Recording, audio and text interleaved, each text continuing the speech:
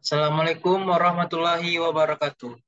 Perkenalkan, nama saya Rafiq Afandi dengan NIM 210606099. Baiklah, pada kesempatan kali ini saya akan mempresentasikan sebuah materi ekonomi pembangunan 2 bab 14 yaitu keuangan, investasi, dan bantuan asing, kontroversi dan peluang.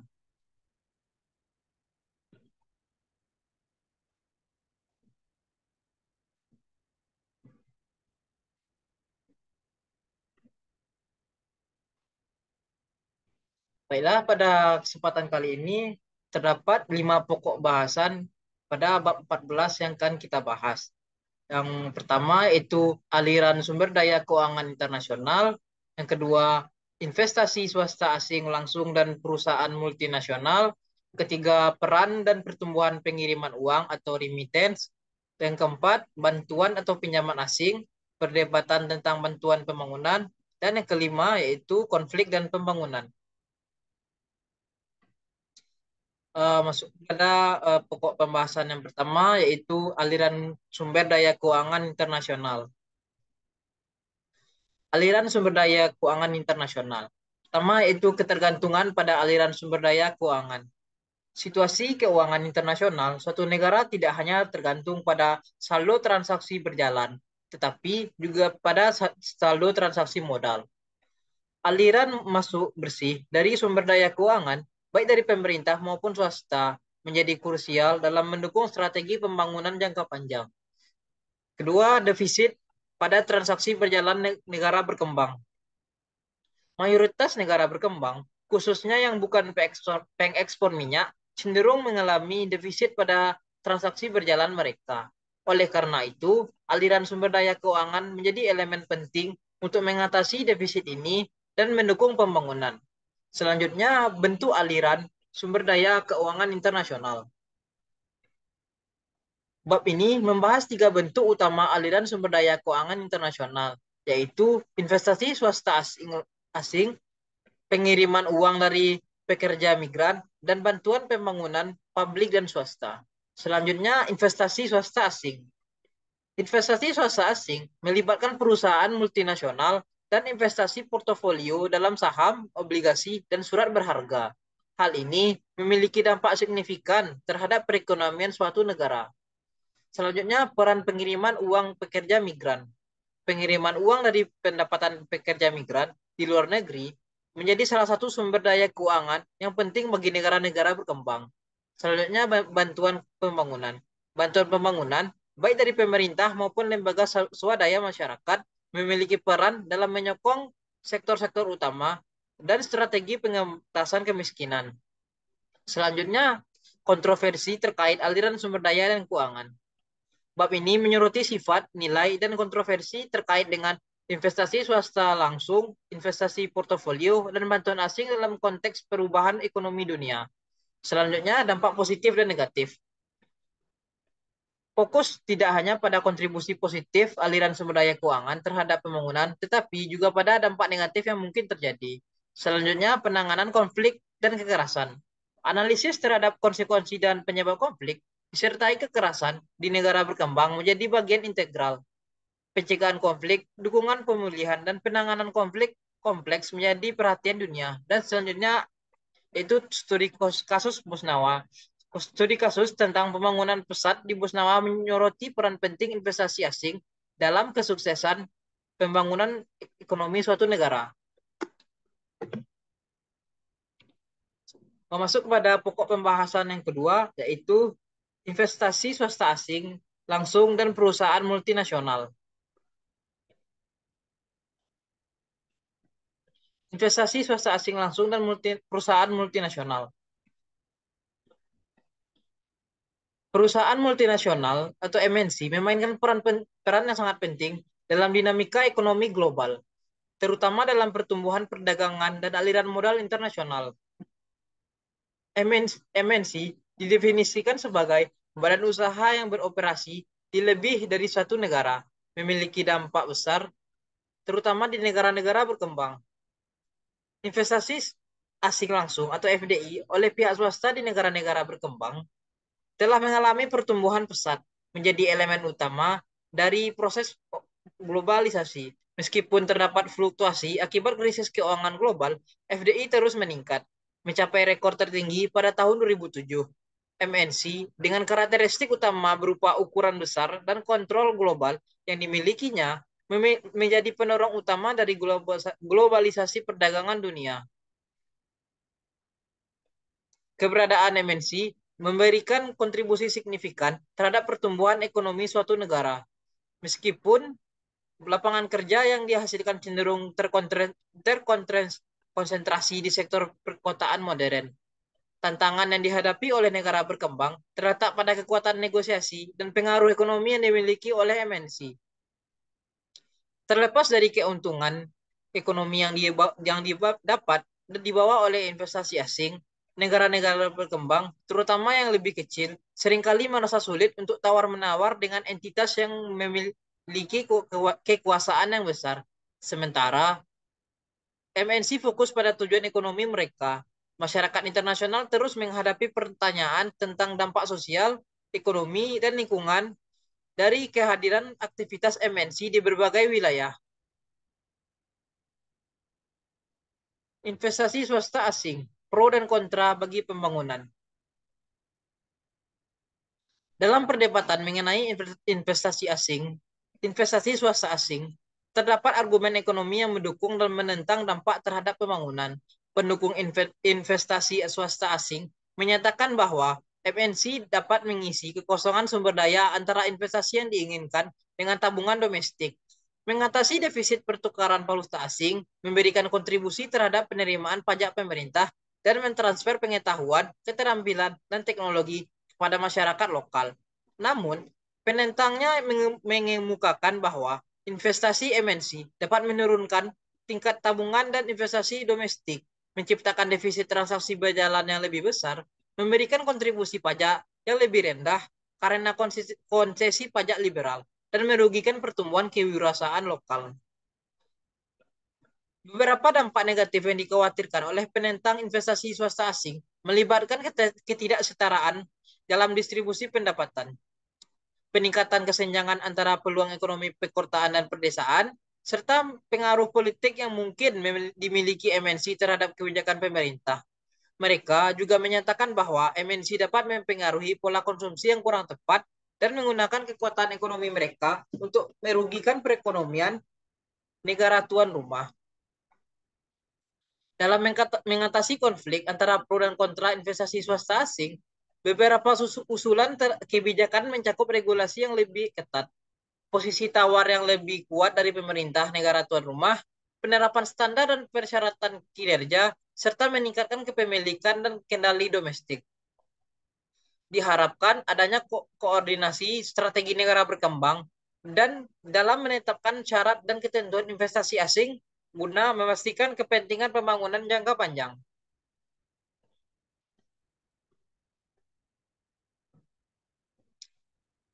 Investasi portofolio swasta, manfaat dan risiko. Investasi portofolio swasta menunjukkan bahwa aliran modal swasta ini, terutama dalam bentuk pembelian saham, obligasi, dan instrumen keuangan lainnya, memiliki manfaat dan risiko signifikan. Dari perspektif investor, terutama investor asing, investasi dalam pasar saham negara berpendapatan menengah dapat memberikan pengembalian investasi yang lebih tinggi, sambil meminimalkan risiko melalui diversifikasi. Di sisi lain, bagi negara berkembang penerima investasi, aliran dana portofolio dapat menjadi sumber pendanaan untuk perusahaan domestik, meningkatkan likuiditas pasar saham dan obligasi, serta memberikan kesempatan bagi investor domestik untuk mendiversifikasi aset mereka. Namun, perdebatan terkait risiko investasi portofolio swasta menjadi perhatian utama. Ketidakstabilan aliran dana ini dapat dipengaruhi oleh perubahan tingkat bunga global dan persepsi investor terhadap stabilitas ekonomi dan politik dapat menjadi faktor yang menstabilisasikan pasar keuangan dan perekonomian negara berkembang. Negara-negara yang terlalu mengandalkan investasi portofolio untuk menyamarkan kelemahan struktural dalam perekonomian mereka dapat mengalami konsekuensi jangka yang panjang yang serius. Seperti yang terjadi pada beberapa negara pada periode krisis keuangan di awal tahun 2000-an. Masuk kepada pokok pembahasan yang ketiga, yaitu peran dan pertumbuhan pengiriman uang atau remittance. Peran dan pertumbuhan pengiriman uang atau remittance, peran dan pertumbuhan uang menyoroti kompleksitas fenomena migrasi internasional. Tingkat upah yang lebih tinggi di negara-negara berpendapatan tinggi menjadi insentif kuat bagi pekerja migran. Meskipun proses migran ini dapat menimbulkan kekhawatiran terkait pengurasan intelektual akibat kehilangan pekerja terampil dari negara asal. Namun, manfaat dari pengiriman uang oleh pekerja migran menjadi faktor penting dalam meredam kekhawatiran tersebut. Kiriman uang ini yang digunakan untuk membangun rumah, mendukung pendidikan anak-anak, dan meningkatkan asupan gizi telah terbukti mengurangi kemiskinan di beberapa negara berkembang. Data menunjukkan bahwa pengiriman uang oleh pekerja migran telah mengalami pertumbuhan yang signifikan, bahkan melebihi bahkan melebihi sebagian besar aliran masuk dari bantuan asing. Meskipun India, China, dan Meksiko menjadi pemimpin dalam jumlah kiriman uang, perlu dicatat bahwa distribusi aliran ini sangat tidak merata di antara negara berkembang. Perkembangan ini sebagian disebabkan oleh peningkatan jumlah pekerja migran dan kemajuan dalam lembaga perantara keuangan yang mengurangi biaya pengiriman uang. Selanjutnya masuk kepada pokok pembahasan keempat, yaitu bantuan atau pinjaman asing. Perdebatan tentang bantuan pembangunan. Berbagai masalah konseptual dan pengukuran dalam mengevaluasi peran bantuan asing dalam pembangunan ekonomi negara berkembang, terdapat sejumlah permasalahan konseptual yang pengukuran yang perlu diatasi. Bantuan asing didefinisikan sebagai transfer internasional dari dana publik dalam bentuk pinjaman atau hibah, baik secara langsung antar pemerintah atau bantuan bilateral maupun melalui badan bantuan multilateral seperti Bank Dunia. Namun, definisi ini membawa kompleksitas karena banyak transfer sumber daya terjadi secara terselubung, seperti tarif preferensial yang dapat dianggap sebagai transfer modal tidak terlihat. Konsep bantuan asing lebih lanjut didefinisikan oleh kriteria utama, yaitu tujuan non-komersial dari sudut pandang pemberi donor dan syarat-syarat lunak atau consensual terms yang mencirikan tingkat bunga dan periode pembayaran yang lebih menguntungkan pihak peminjam. Meskipun ini mencakup pinjaman dan hibah resmi, ada batasan tipis yang memisahkan bantuan pembangunan yang murni dari pinjaman yang mungkin memiliki motif dan pertahanan atau kepentingan komersial. Jumlah dan alokasi bantuan publik. Dalam mengevaluasi jumlah dan alokasi bantuan publik, terlihat bahwa volume dana dari bantuan pembangunan resmi atau ODA telah mengalami pertumbuhan yang signifikan dari tahun 1960 hingga tahun 2008, mencapai lebih dari 128 miliar US dollar pada tahun tersebut. Namun, persentasi GNI negara maju dialokasikan untuk ODA yang menunjukkan penurunan dari 0,51% pada tahun 1960 ke 0,45% pada tahun 2008. Meskipun adanya peningkatan setelah kampanye peningkatan bantuan pasca pasca pertemuan G8 di Inggris pada tahun 2005. Alokasi bantuan ini menimbulkan pertanyaan tentang sejauh mana kebutuhan relatif negara berkembang memengaruhi alokasi bantuan. Terlihat bahwa bantuan bilateral cenderung didasarkan pada pertimbangan politik dan militer. Sementara bantuan multilateral lebih memiliki dasar ekonomi. Namun, yang perlu diperhatikan adalah bahwa kalangan kaya cenderung menarik lebih besar sumber daya per kapita daripada kalangan miskin. Alasan negara donor memberikan bantuan.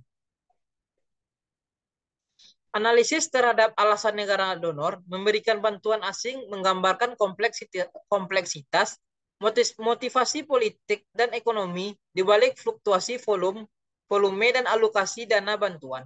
Secara umum, Dapat dilihat bahwa negara donor, termasuk yang terbesar seperti Amerika Serikat, cenderung mendasarkan motivasi bantuannya pada kepentingan politis, strategis, dan ekonomis mereka.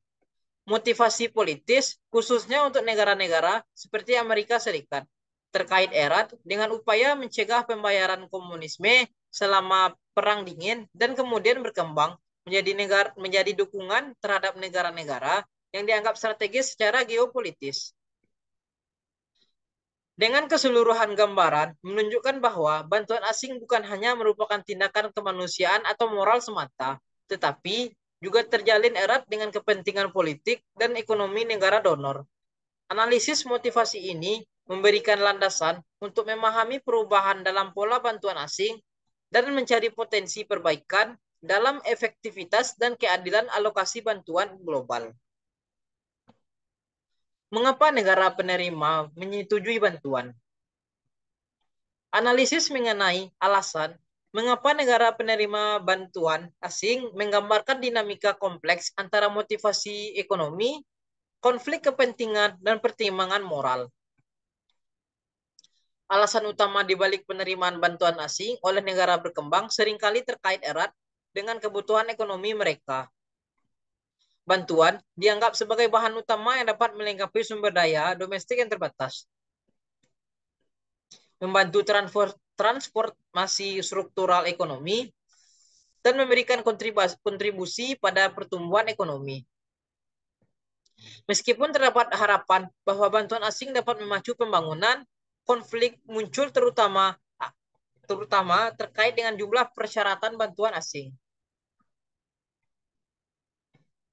Negara berkembang umumnya menginginkan bantuan dalam bentuk hibah langsung atau pinjaman lunak jangka panjang dengan persyaratan yang ringan, sehingga memberikan lebih banyak kebebasan dalam mengalokasikan dana tersebut sesuai dengan kepentingan pembangunan jangka panjang. Namun, masalah muncul ketika sebagian besar bantuan dihabiskan pada proyek-proyek yang tidak produktif atau terjerat dalam praktik korupsi oleh pejabat pemerintah. Peran lembaga swadaya masyarakat dalam bantuan asing. LSM memiliki peran penting dalam bantuan asing, menjadi kekuatan pesat dalam pembangunan global. LSM seperti Save the Children dan Oxfam berfokus pada berbagai isu, dari bantuan darurat hingga pengentasan kemiskinan. Keunggulan LSM terletak pada kemampuannya bekerja efektif di tingkat lokal tanpa terkait kepentingan politik, serta mampu menghindari kecurigaan masyarakat miskin. Meskipun LSM berkontribusi positif, pertanyaan mengenai transfer pengetahuan berkelanjutan dan kegagalan sukarela perlu dievaluasi. Dengan pendanaan yang terus meningkat, LSM menjadi suara penting dalam kebijakan pembangunan global. Evaluasi terus-menerus dibutuhkan untuk memastikan dampak yang berkelanjutan. Dampak-dampak bantuan. Dampak-dampak bantuan asing, terutama bantuan publik atau pemerintah, menjadi pusat perdebatan antara para ekonom tradisional dan kritikus. Pendukung mengklaim bahwa bantuan tersebut mendorong pertumbuhan dan transformasi struktural di banyak negara berkembang. Sementara, kritikus menyatakan bahwa bantuan malah memperlambat pertumbuhan dengan menghentikan tabungan dan investasi domestik serta memperparah defisit neraca pembayaran. Kritik juga menyasar fokus bantuan pada sektor modern yang dapat memperlebar kesenjangan antara kaya dan miskin. Meskipun demikian, abad baru ini membawa harapan dengan penekanan pada pengujian dampak bantuan dan peningkatan evaluasi program pembangunan. Konsensus internasional pada pertemuan Paris tahun 2005 menyoroti pentingnya pemantauan dan pengukuran efektivitas bantuan. Sementara metode evaluasi harus disesuaikan dengan kondisi lokal. Percobaan acak menjadi metode yang ampuh meskipun dukungan publik terhadap bantuan pembangunan mengalami fluktuasi. Meningkatnya fokus pada pemerintah pada meningkatnya fokus pada mengurangi kemiskinan ekstrim, perbaikan akuntabilitas dan sumber daya yang diperkaya menandakan arah positif dalam efektivitas bantuan asing. Peran bantuan asing juga penting dalam penyelesaian konflik, pemulihan pasca konflik, dan menciptakan transisi menuju pembangunan. Bila masuk pada pokok pembahasan yang kelima, yaitu konflik dan pembangunan. Cakupan konflik disertai kekerasan dan risiko konflik. Konflik disertai kekerasan telah menjadi hambatan utama bagi kemajuan di banyak negara termiskin, merusak ekonomi dan memberikan dampak jangka panjang. Keamanan fisik dianggap sebagai dasar bagi kapabilitas manusia. Dan adanya konflik meningkatkannya ketidakpastian, menghambat investasi, kewirausahaan, dan pertumbuhan ekonomi.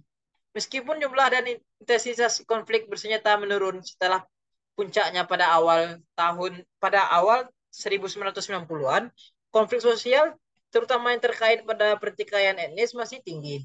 Meskipun terjadi penurunan konflik bersenjata di Afrika, konflik sosial masih umum terjadi di negara-negara miskin, terutama akibat rekonstruksi pasca konflik dan kerapuhan negara yang berkepanjangan.